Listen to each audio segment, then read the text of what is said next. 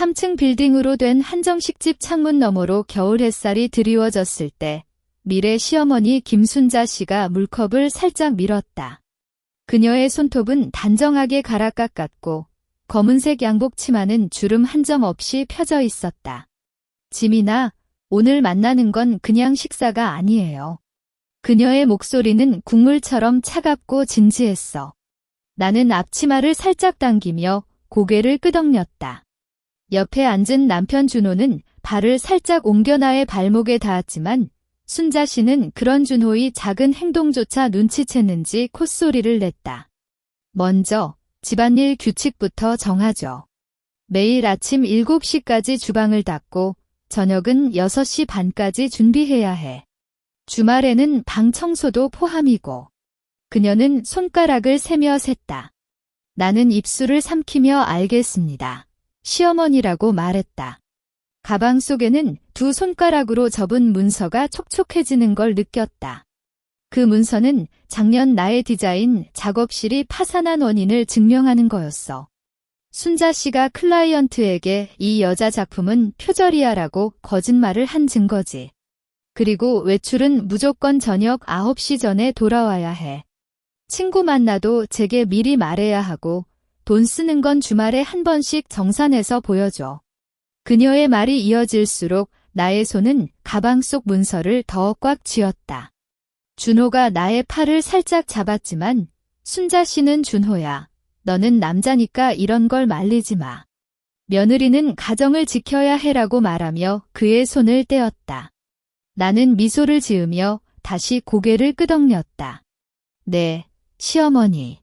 다 기억할게요. 그녀의 눈에는 만족스러운 빛이 살짝 떠올랐다. 하지만 그녀는 모르고 있었다. 나가 알겠습니다라고 말할 때마다 가방 속의 증거는 하나씩 나의 복수 계획에 추가되는 거였어. 순자 씨가 또 그리고 이렇게 규칙을 계속 세우는 동안 나는 그녀의 얼굴을 응시했다. 그녀의 눈썹은 화장으로 단단히 고정했지만 눈 밑의 주름은 긴장을 감추지 못하고 있었다. 아, 그리고 직장은 그만두는 게 좋아. 며느리가 바빠지면 집안이 어질려. 그녀의 마지막 말을 들었을 때 나는 가방 속 문서를 만지는 손의 힘을 살짝 풀었다. 이제 모든 게 준비됐다. 순자 씨는 나를 향해 미소를 띠지만 그 미소 뒤에는 지난번 나의 작업실을 망칠 때와 같은 차가움을 느꼈다. 나는 다시 한번 고개를 끄덕이며 속으로 속삭였다. 기다려봐, 시어머니. 곧 내가 놀라 기절할 거야. 순자 씨가 첫 만남에서 내린 규칙은 이틀 뒤 곧장 집에 와 확인하려는 듯했다. 아침 7시 주방 정리했다고? 보여줘. 새벽녘 눈이 살짝 내리던 날, 그녀는 구두를 벗는 족족 소리와 함께 주방으로 직접 들어왔어. 나는 이미 식기장을 정리하고 카운터를 닦아뒀지만 그녀는 손가락으로 카운터 가장자리를 긁었다. 이런데 먼지가 있잖아. 규칙은 대충 지키는 게 아니야. 나는 물티슈를 들고 다시 닦으며 죄송해요, 시어머니. 다음부터 더 신경 쓸게라고 말했다. 눈길은 난간 위에 놓인 스마트폰으로 살짝 옮겼다. 화면은 잠금 상태이지만 메모장 앱에는 방금 그녀의 말과 행동을 글로 적어뒀다. 1월 12일 카운터 먼지 이유로 비판. 하지만 자기 구두 닦지 않고 방에 들어옴 이렇게 적은 뒤 손가락으로 글씨를 살짝 눌렀다. 오후에 순자 씨는 나의 방까지 들어왔다. 옷장 좀 보여줘. 며느리 옷 정리 방식도 가정 풍속에 맞아야 해. 그녀는 나의 스커트를 꺼내 들고 입맛을 돋우는 듯 말했다. 이런 짧은 치마는 안 입는 게 좋아? 사람들 보면 뭐라 할지 몰라. 하지만 나는 그녀의 핸드백 안으로 살짝 엿봤다. 거기에는 지난번 백화점에서 사돈 단추가 빠진 스커트가 들어있었어. 그 스커트는 나의 이것보다 훨씬 짧은 거였다. 알겠습니다. 앞으로 긴 치마만 입을게요. 나는 표정 없이 대답하며 스마트폰을 주머니에 넣었다. 방 안이 어두워지자 그녀는 조명을 켰는데 스위치를 누르는 순간 나는 그녀의 손목을 봤다. 시계는 명품 브랜드였지만 지난번 그녀가 며느리는 비싼 물건 사지 말고 절약해야 해라고 말한 건 엊그제 이야기였다. 저녁에 준호가 돌아오자 순자 씨는 곧장 식탁에 앉아 말했다. 지민이가 오늘 주방 정리 잘못해서 나 좀 말렸어. 앞으로 너도 좀 감독해. 준호가 나를 쳐다보면 나는 살짝 고개를 끄덕였다. 하지만 저녁 식사가 끝나고 순자 씨가 갔다는 소식을 듣자 나는 메모장을 다시 열었다. 자기 옷은 짧은데 나는 긴 치마 명령, 자기 명품 시계 쓰면서 나에게 절약 강조 이렇게 적은 뒤 녹음기 앱을 열었다. 다음엔 이런 이중성을 소리로도 담아야겠다고 생각했다. 가방 속 문서를 꺼내 살짝 보았다. 클라이언트에게 보낸 메일 복사본이 담겨 있는데 순자 씨가 지민 작품은 저작권 문제가 있어라고 거짓말한 내용이 선명했다. 그녀의 규칙과 행동이 계속 모순될수록 나의 복수 계획은 더욱 구체적으로 그려졌다. 오늘 기록한 이 모든 허점은 곧 그녀를 쓰러뜨릴 돌멩이가 될 거라는 걸 나는 확실히 알았다. 순자 씨의 방점검은 예고 없이 왔다. 목요일 오후. 나는 작업실에서 과거 프로젝트 자료를 정리하던 차였다. 현관문이 갑자기 열리고 지민아, 집에 있어? 하는 그녀의 목소리가 들렸을 때 손에 든 녹음기가 거의 떨어지게 됐다. 이 녹음기에는 어제 그녀가 며느리는 돈을 아끼지 않아라고 이야기하는 소리가 담겨 있는데 직전에 그녀는 백화점에서 50만 원짜리 코트를 사온 걸 나는 카메라로 찍어뒀다. 어디야? 나 좀 도와줘. 너 방에 안 쓰는 거 정리하려는데? 그녀의 발소리가 방향으로 다가온다. 나는 급히 녹음기를 책장 사이에 넣었다. 그 책은 아버지가 준 옛날 소설집인데 순자 씨는 낡은 책은 버려야지라고 말하며 한 번도 손대지 않았기 때문에 안전할 거라고 판단했다. 시어머니, 무슨 일이세요? 나는 방문을 열고 미소를 지었다. 그녀는 나를 스쳐 지나가며 방 안을 둘러보았다. 눈길은 책장, 옷장, 심지어 침대 밑까지 닿았다. 이 방 좀 복잡하네. 안 쓰는 옷은 정리해서 버려야지. 공간이 좁으면 마음도 답답해. 그녀는 옷장 문을 열고 내 옷들을 살펴보았다. 손가락이 작업용 셔츠를 만지며 멈췄다. 이런 옷은 왜 아직 안 버려? 직장 안 갔는데? 그녀의 목소리에 질문이 섞였다. 나는 이건 제가 디자인한 첫 작품 원단으로 만든 셔츠라서 보관하려고요라고 답했다. 순자 씨는 입을 딱 벌렸다가 뭔가 뒤를 돌아보는 듯한 표정을 짓고는 그래도 안 쓰면 의미 없잖아라고 말하며 옷장을 닫았다. 그녀는 다시 책장 앞으로 왔다. 손이 소설집이 있는 곳으로 갈 때 나의 심장이 쫄깃했다. 하지만 그녀는 소설집 옆에 인테리어 책만 꺼내 펼쳤다. 이런 책은 읽어도 뭐 돼? 가정을 잘하려는 책 좀 읽어. 그녀는 책을 덮으며 말했다. 나는 알겠습니다. 시어머니. 다음에 사서 읽을게요라고 대답하며 책장 사이에 녹음기가 안 보이는지 눈으로 확인했다. 그래. 그리고 이 방에 숨겨둔 거라도 없지? 그녀는 갑자기 나를 직접 쳐다보았다. 그 질문에 나는 살짝 웃었다. 어떡해요, 시어머니. 제가 뭘 숨길 건데요? 모든 게 시어머니 말씀대로 하고 있잖아요. 그녀의 눈은 의심으로 가득 찼지만 방 안을 다시 둘러본 뒤 그래야지. 나중에 또 와서 확인할게라고 말하며 나갔다. 문이 닫히는 순간 나는 소설집을 꺼내 녹음기를 꺼냈다. 화면에는 정상적으로 작동 중인 표시가 떴다. 안심하며 숨결을 내쉰 뒤 스마트폰을 꺼냈다. 메모장에 3월 14일 방점검 시도, 녹음기 안 발견. 시어머니 의심 심해짐이라고 적었다. 그녀의 시험은 이제 겉돌기보다는 직접적인 방식으로 바뀌고 있었다. 나는 이제 증거를 더 빨리 모아야겠다고 결심했다. 다음엔 그녀의 거짓말을 직접 녹음해야 할 시간이 됐다. 저녁 등불이 방 안을 은은히 비추는 때 나는 가방에서 녹음기와 접힌 문서를 꺼냈다. 손에 녹음기의 차가운 금속감이 전해지자 작년 겨울의 기억이 눈앞에 펼쳐졌다. 그때 나의 디자인 작업실은 창업 6개월 만에 첫 큰 프로젝트를 받았어. 지역 공공장소 인테리어 디자인이었는데 클라이언트는 지민 씨의 아이디어가 가장 신선해라고 칭찬까지 해줬다. 나는 직원들과 함께 야근도 많이 하고 자료 준비도 열심히 했다. 그런데 프로젝트 최종 합의를 앞둔 날 클라이언트 사장이 갑자기 연락을 끊었다. 아니야, 지민 씨. 당신 작품이 A사 디자이너의 아이디어를 표절했다는 걸 아세요? 며칠 뒤 나는 직접 클라이언트 사무실을 찾았을 때 사장님은 이렇게 말하며 컴퓨터 화면을 보여줬다. 그 위에는 지민 작업실 표절 증거라는 제목의 메일이 뜨 있었어. 보낸 사람은 익명이었지만 첨부된 문서는 나의 디자인 스케치와 A사 작품을 나란히 놓고 세부 라인이 80% 일치라고 주장했고 심지어 위조된 저작권 등록 증명서까지 포함되어 있었다. 이게 사실이라면 우리도 협력할 수 없어요. 사장님의 말이 마음을 꺾었다. 나는 이게 거짓말이에요. 제가 직접 그린 스케치인데 라고 뒤섞여 말했지만 아무도 믿지 않았다. 프로젝트가 취소되자 기존에 받았던 예금도 돌려야 했고 직원들도 사장님, 미안하지만 하며 차례로 떠났다.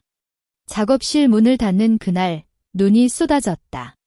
나는 길가에 앉아 울었을 때 준호가 차를 세우고 괜찮아. 내가 도와줄게라고 와줬다. 그때 나는 아직 이 모든 게 순자 씨의 손짓이라는 걸 몰랐다. 정말로 알게 된 건 3개월 뒤였다. 준호가 순자 씨 방에서 세탁물을 챙기다가 서랍 속의 위조 저작권 문서의 초안과 클라이언트 사장님의 개인 연락처가 적힌 메모를 발견했어. 엄마가 이런 걸 왜 하고 있지? 준호는 놀란 채 그 메모를 나에게 보여줬다. 그때 메일의 문구, 위조 문서의 글씨체가 순자 씨가 평소 쓰는 손글씨와 똑같다는 걸 깨달았을 때 혼자만 알던 슬픔이 분노로 변했다. 그녀는 며느리가 직장 갖고 있으면 집안을 못 돌려는 편견뿐 아니라 나가 준호와 결혼해서 그의 마음을 빼앗는다는 걸 못 참아서 이런 짓을 한 거였다. 나는 문서를 다시 접어 가방에 넣고 녹음기 전원을 확인했다. 지금 이 녹음기에는 어제 순자 씨가 지민이 작업실 파산한 건 그녀 실력 문제지라고 말하는 소리가 담겨 있어. 이 모든 걸 모아서 그녀가 자신의 거짓에 대해 책임지게 만들 거다. 창문 밖에 달이 떠 있는데 달빛이 문서 위에 반사되며 나의 손을 비췄다. 이제 뒤로 물러설 수 없다. 순자 씨의 다음 행동을 기다리기만 하면 됐다. 아침 식탁 위에는 구운 토스트와 우유가 놓여 있었다. 나는 토스트에 버터를 바르는 손을 살짝 멈췄다. 순자 씨가 갑자기 지민아, 너 은행 계좌 얼마 있냐? 라고 물었기 때문이다. 카리 접시에 살짝 다 찍찍한 소리가 났다. 은행 계좌라. 제가 직접 관리하고 있어서 크게 없어요. 나는 눈을 떨리지 않게 말했다. 가방 속에 넣어둔 녹음기 버튼이 눌렸는지 확인하려 손을 살짝 움직였다. 순자 씨는 젓가락으로 토스트를 꼬집으며 뭐 직접 관리하냐. 부부 돈은 함께 관리해야지. 너 혼자 숨겨두고 뭐 할 생각이냐? 라고 말했다. 준호가 우유를 마시는 속도를 늦췄다. 엄마, 지민도 직접 돈 관리해야 할 텐데. 그럼 너무 불편하잖아. 그의 말을 들은 순자 씨는 젓가락을 접시에 세웠다. 뭐 불편하냐? 며느리는 남편 돈에 대해 알아야지. 그래야 가정이 튼튼해. 너도 이런 걸 몰라? 그녀의 목소리가 살짝 높아졌다. 저녁에 준호가 회사에 늦는 날, 순자 씨는 나를 주방으로 불렀다. 오늘 은행 계좌 내역 보여줘. 너 혼자 돈 쓰는 거 확인해야지. 그녀는 스마트폰을 앞으로 내밀었다. 앱 열어서 보여줘. 뭐 숨기고 있냐? 나는 손가락을 꼼지락거렸다. 시어머니, 제 계좌는 개인적인 거라. 말이 끝나기도 전에 그녀가 뭐 개인적이냐? 너 지금 우리 집 며느리잖아? 집안 돈과 관련된 건 개인적이 아니야. 그녀는 폰을 더 세게 내밀었다. 나의 손이 주머니 속 녹음기의 버튼에 닿았다. 지금 이 대화도 녹음해야겠다고 생각했다. 그럼 제가 폰 좀 가져와 드릴게요. 나는 급히 방으로 달렸다. 방 안에서 나는 서랍을 열고 지난번 준호가 발견한 위조 문서를 꺼냈다. 손이 이 문서를 만지면 작업실을 잃었을 때의 슬픔과 분노가 다시 떠올랐다. 순자 씨가 이렇게 은행 계좌까지 강요하려 한다는 건 그녀의 통제욕이 앞으로 더 심해질 거라는 걸 알았다. 나는 폰을 들고 주방으로 돌아왔다. 순자 씨가 폰을 받아 계좌 내역을 쭉 보는 동안 나는 그녀의 뒤에서 녹음기를 켰다. 이거 맞아? 왜 지난주에 10만 원을 썼어? 뭐 샀어? 그녀는 화를 낸 것처럼 말했다. 나는 식료품과 세탁세제 샀어요라고 답했지만 그녀는 그렇게 많이 쓰냐? 너도 돈 아끼고 살아야지라고 계속 비판했다. 저녁에 준호가 돌아오자 순자 씨는 곧장 준호야. 지민이 은행 계좌를 숨기려 해. 지난주에 10만 원 썼는데 뭐 샀는지도 제대로 말 안 해. 라고 말했다. 준호가 나를 쳐다보면 나는 고개를 끄덕였다. 아니야, 엄마. 식료품 샀어. 영수증 있어. 하지만 순자 씨는 영수증 뭐 믿을 거냐? 너도 좀 의심해봐라고 말하며 계속 선동했다. 잠들기 전에 나는 방 서랍에 위조 문서와 녹음기를 함께 넣었다. 손을 대고 속으로 생각했다. 이제 더 이상 기다릴 수 없다. 순자 씨가 은행 계좌까지 건드리면 다음엔 아마 나의 개인 관계까지 끼어들 거다. 복수일을 앞당겨야 한다. 가족 모임이 다가오는데 그때가 가장 좋은 기회일 거라고 판단했다. 순자 씨가 정한 가족 모임은 토요일 저녁이었다. 장인어른과 고모님, 그리고 준호의 동생까지 오는 걸로 알려졌어. 오늘 온 가족이 모이니까 내가 잘하는 모습 보여줘. 나쁜 소문 안 나게. 아침부터 주방에서 재료를 다듬는 나에게 그녀는 이렇게 말하며 손에 들고 있던 양파를 나에게 던졌다. 나는 양파를 받아 썰며 알겠습니다. 시어머니라고 대답했다. 가슴속에는 이미 복수의 대본이 그려졌다. 방 안 서랍에 있는 위조 문서와 녹음기를 다시 한번 확인했다. 오늘은 작은 녹음기를 4개 준비했어. 하나는 주머니 속에 넣고 나머지는 거실 소파 뒤, 주방 카운터 아래, 그리고 식탁 중앙의 꽃병 안에 각각 숨겼다. 이런 위치들은 가족들이 이야기하는 모든 소리를 잡아낼 수 있도록 계산한 거였다. 준호가 오후에 장을 봐왔다. 지민, 힘들어. 내가 도와줄게. 그가 나의 어깨를 쓰다듬자 순자 씨가 준호야, 너는 거실 청소해. 며느리가 요리하는 거 방해하지 마. 라고 말하며 그를 떼어냈다. 나는 뒤에서 준호에게 눈짓을 보냈다. 그는 안심하라는 표정을 짓고 거실로 갔지만 그의 눈에는 걱정이 가득 찼다. 오후 5시쯤 친척들이 차례로 왔다. 아, 순자야, 오랜만이야. 고모님이 입장하자 순자 씨는 금방 앞장서서 웃어 나왔다. 그녀는 평소엔 고모님은 시시한 걸 좋아해라고 말했지만 지금은 마치 가장 친한 친구처럼 고모님의 팔을 잡았다. 이런 이중적인 모습을 보며 나는 주머니 속 녹음기 버튼을 눌렀다. 이게 지민이네. 정말 예뻐. 준호 잘 만났다. 장인어른이 나에게 미소를 짓자 나는 절하며 감사합니다. 장인어른? 이라고 말했다. 순자 씨는 이때 아이고, 예쁘다기보다는 듣는 편이야. 집안일도 잘하고 예전에 직장을 그만둔 것도 우리 말에 잘 따라 들어줬어. 라고 말하며 나를 자랑하듯이 말했다. 하지만 그 말 속에는 직장을 그만둔 건 못하다 그만둔 거라는 뉘앙스가 묻어났다. 저녁 식사가 시작됐다. 순자 씨는 나에게 고모님께 국 좀 더 드려. 라고 명령했다. 나는 국을 받아 고모님 앞에 놓으며 식탁 아래 손을 내밀어 카운터 아래에 숨겨둔 녹음기를 확인했다.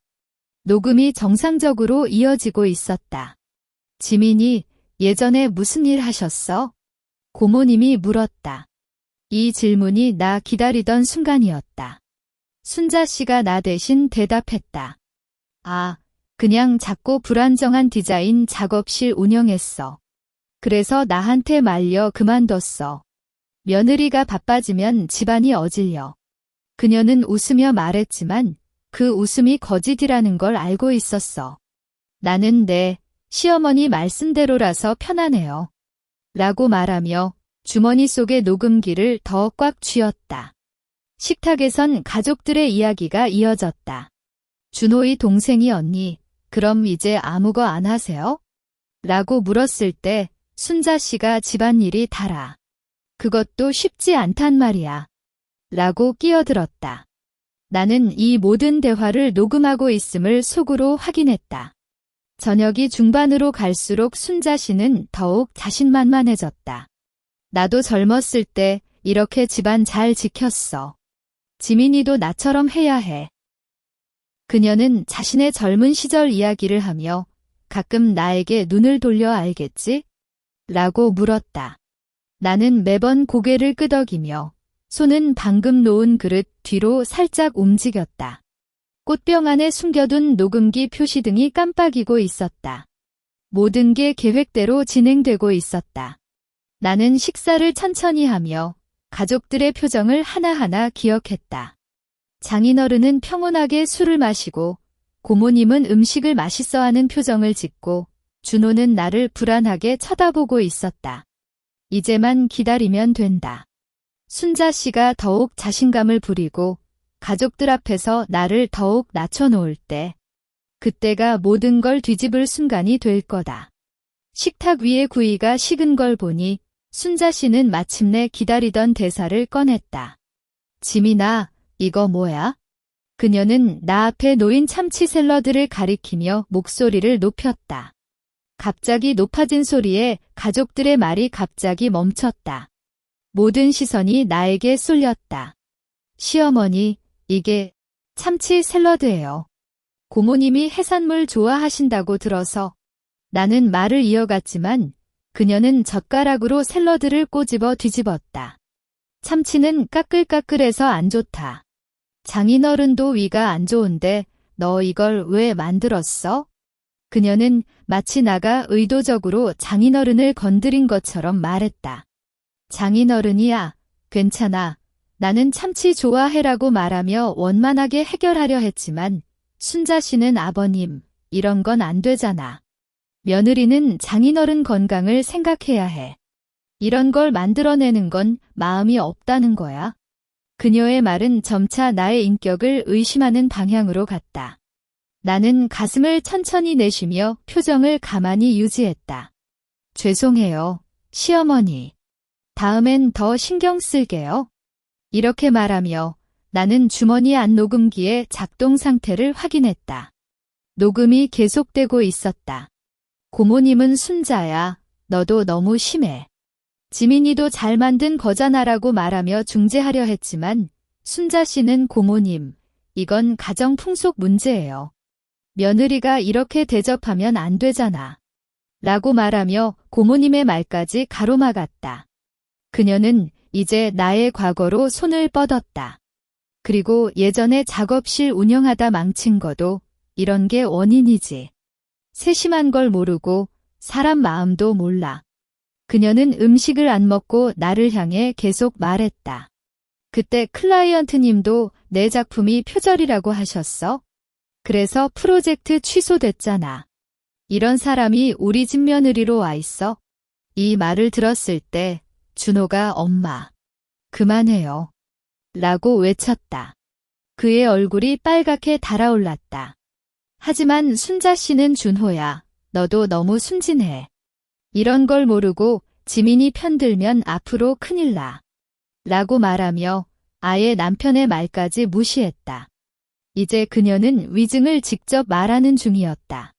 나는 이 순간을 위해 기다렸다. 시어머니, 그렇게 말하시는군요. 나는 천천히 입을 열었다. 목소리는 평온했지만 손에는 미리 준비해둔 문서 한 장을 쥐고 있었다. 순자 씨는 그럼 뭐, 내가 거짓말하냐? 라고 크게 소리쳤다. 거실 안은 완전히 고요해졌다. 장인어른은 눈을 감고 깊은 한숨을 쉬고 고모님은 입을 벌린 채 순자 씨를 쳐다보고 있었다. 나는 문서를 앞으로 살짝 내밀었다. 그럼 이걸 좀 봐주시겠어요, 시어머니? 이 문서는 위조 저작권 증명서의 초안 복사본이었다. 순자 씨의 눈이 문서를 향해 갔을 때 그녀의 표정이 살짝 변했다. 하지만 아직은 버텨냈다. 이게 뭐야? 난 봤던 적 없어. 그녀는 외면하며 말했지만 손이 떨리는 걸 가족들도 다 보고 있었다. 이건 시어머니가 직접 작성하신 위조 문서예요. 나는 다시 말했다. 이때 가족들의 속삭임 소리가 들렸다. 순자 씨는 거짓말. 내가 지어낸 거지? 문서라고 소리치며 갑자기 일어났다.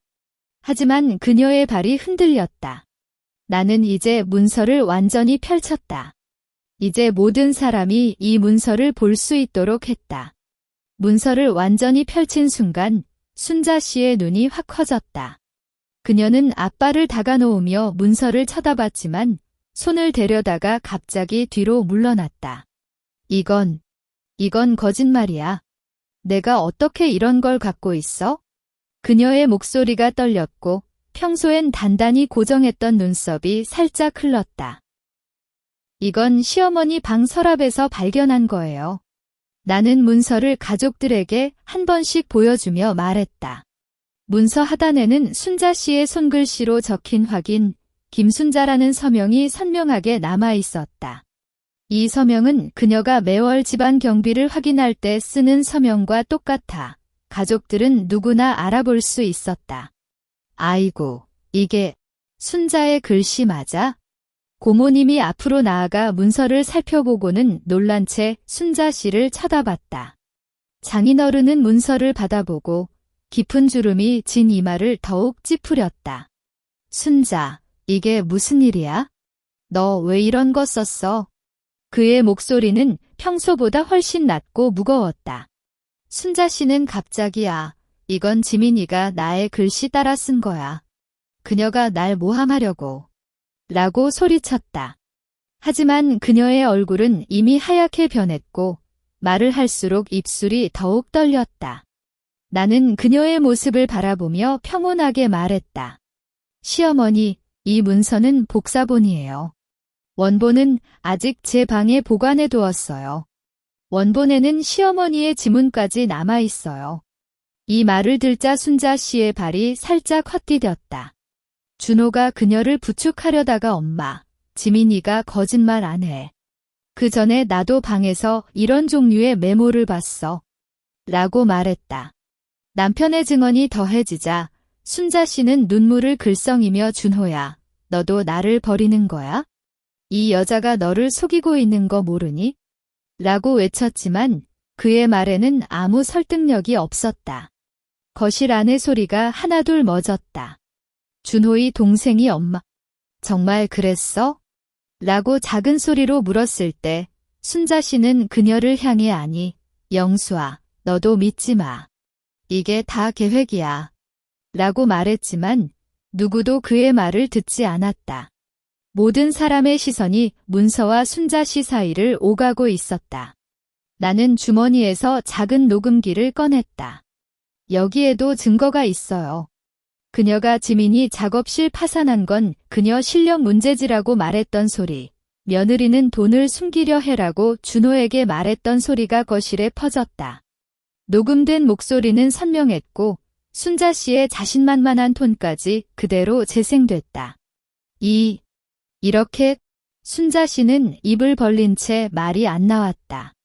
그녀는 갑자기 주위를 둘러보았지만 가족들은 모두 그녀에게 비판적인 눈빛을 쏘고 있었다. 고모님이 순자, 너도 너무했다.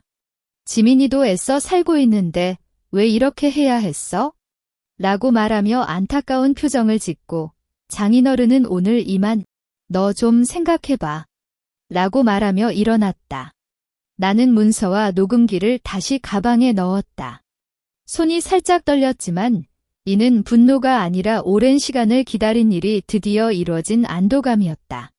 순자 씨는 발을 붙들고 서서 눈을 감았다가 떴다. 그녀의 모습은 마치 갑자기 나이가 들어버린 사람 같았다. 이제 시어머니 아직 할 말이 있으세요? 나는 천천히 말했다. 그녀는 나를 쳐다보지만 아무 말도 할 수 없었다. 그녀의 입술은 떨리고 있지만 한마디도 나오지 않았다. 거실의 조명이 그녀의 하얀 얼굴을 더욱 차갑게 비추고 있었다. 순자 씨가 입을 열지 못하는 사이 나는 가방에서 마지막 증거를 꺼냈다. 이것도 함께 보여드릴게요. 그것은 스마트폰이었고 화면에는 메일 주소와 함께 클라이언트 사장님과의 대화 기록이 뜨 있었다. 시어머니는 익명 계정을 만들어 클라이언트에게 위조 문서를 보냈고 심지어 200만 원을 송금해서 프로젝트 취소를 부탁했어요. 나는 스마트폰을 장인어른에게 건넸다.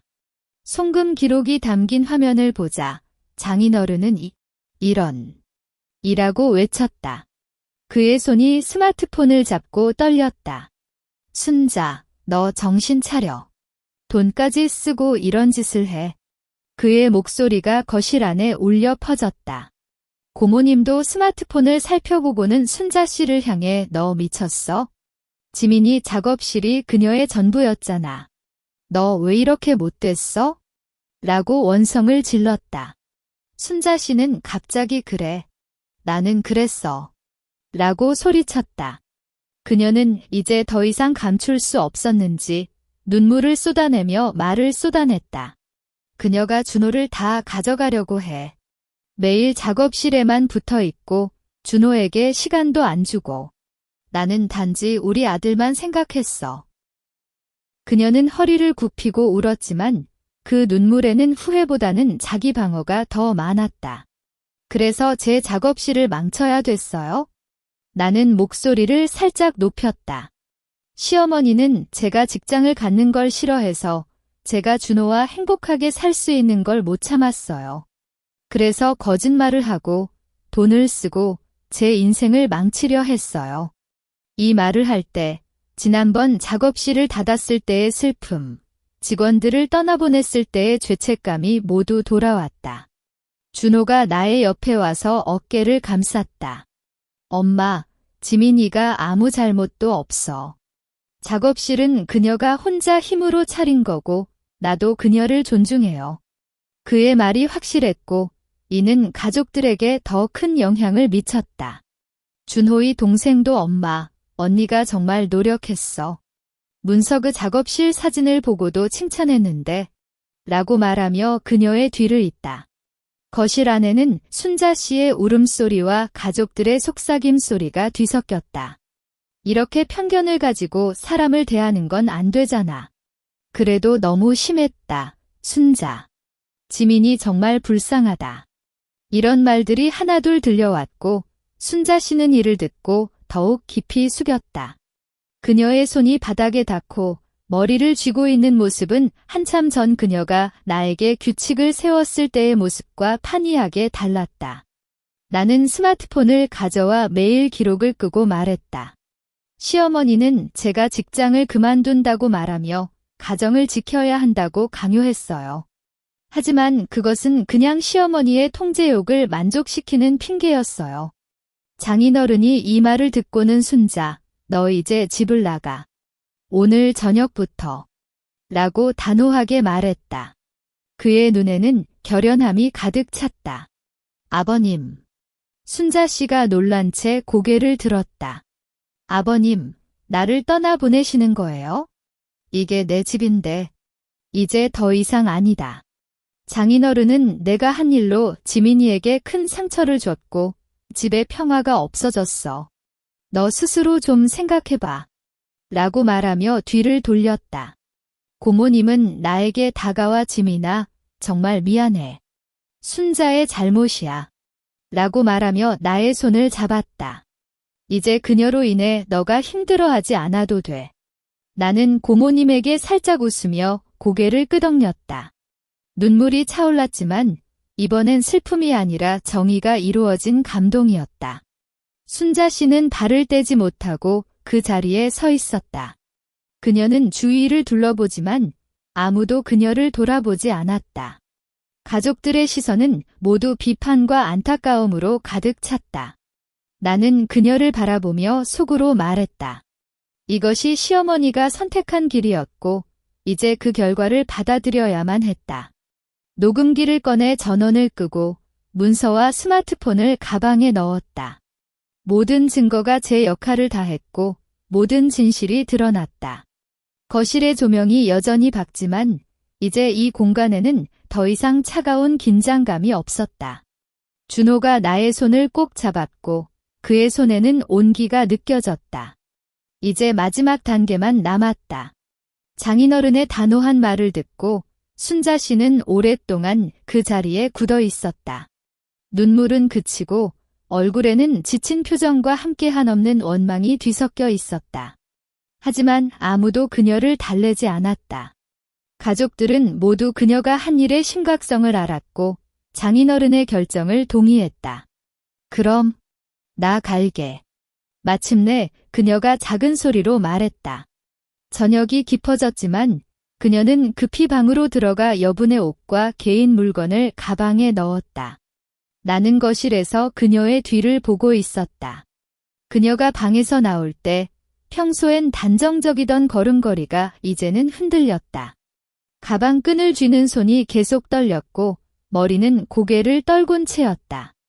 문서 장인어른이 현관에 서서 그녀를 바라보았다. 나중에 생각이 바뀌면 하지만 지민이를 먼저 사과해야 해. 그의 말은 마지막 관용이었다. 순자 씨는 고개만 끄덕고 아무 말도 하지 않았다. 준호가 그녀에게 엄마, 차 불렀어. 라고 말했지만 그녀는 아무리도 그를 쳐다보지 않았다. 현관문을 열고 나갈 때 그녀는 한 번도 뒤돌아보지 않았다. 현관문이 닫히는 소리가 들렸을 때 거실 안에 깊은 고요가 찾아왔다. 고모님이 이제 안심이 돼. 라고 말하며 한숨을 내쉬고 준호의 동생은 언니, 앞으로 잘 지내요. 라고 말하며 나에게 미소를 썼다. 장인어른은 나에게 걸어와 지민아, 모든 건 너의 잘못이 아니야. 앞으로도 준호와 함께 잘 살아라. 라고 말하며 나의 어깨를 살짝 두드렸다. 저녁이 끝나고 친척들이 떠난 뒤 나와 준호는 방에 있었다. 창문을 열고 겨울바람이 부는 걸 느꼈다. 미안해, 지민. 엄마 때문에 너가 이렇게 힘들어했어. 준호가 나를 안고 말했다. 나는 그의 품에서 고개를 들어 이제 괜찮아. 너 때문에 견딜 수 있었어. 라고 말했다. 이 모든 과정에서 준호는 항상 나를 믿고 지지해줬고 이것이 나의 가장 큰 힘이었다. 이틀 뒤 나는 설계 작업실을 다시 차릴 계획을 세웠다. 준호가 내가 돈 좀 도와줄게? 라고 제안했지만 나는 아니야. 제가 혼자 다시 시작할게. 이번엔 더 견고하게. 라고 말했다. 지난번의 실패는 나에게 경험을 주었고 이제는 단순히 설계만이 아니라 인간관계까지 고려하며 일을 할 수 있을 거라고 생각했다. 순자 씨는 고모님 집에서 잠시 살게 됐다. 고모님이 전화해 말하길 순자가 요즘은 방에만 안 나고 종종 너 때문에 속삭이는 것 같아. 라고 했다. 하지만 나는 더 이상 그녀에게 관심을 두지 않았다. 그녀가 스스로 잘못을 인식하고 후회한다면 좋겠지만 그것은 이제 나의 일이 아니다. 한 달 뒤 나의 작은 설계 작업실이 다시 문을 열었다. 이번엔 규모가 작지만 믿을 수 있는 직원들과 함께 시작했다. 첫 사업은 지역 카페 실내 장식이었고 고객은 지민 씨의 작품은 따뜻한 느낌이 들어 라고 칭찬했다. 작업실을 나와보면 준호가 차를 세워 기다리고 있었다.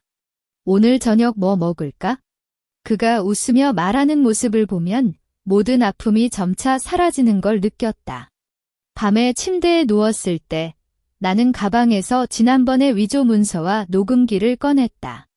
이제 이것들은 필요 없었다. 나는 문서를 접고 녹음기를 껐다. 창밖에 달이 밝게 빛나고 있었다. 시어머니와의 첫 만남에서 그녀가 세운 규칙, 그때 나는 모든 걸 승낙하며 속으로 복수를 다짐했다. 그 약속을 지켰고 이제 마침내 나 자신의 삶을 되찾았다. 순자 씨가 세웠던 모든 규칙은 사라졌다. 이제 나는 내 마음대로 일을 하고 준호와 함께 행복하게 살 수 있다. 문서 가정은 결코 누군가를 위한 구속이 아니라 서로 존중하며 함께 성장하는 공간이라는 걸 배웠다. 나는 눈을 감고 속으로 속삭였다. 이제 새로운 시작이다. 이야기 끝.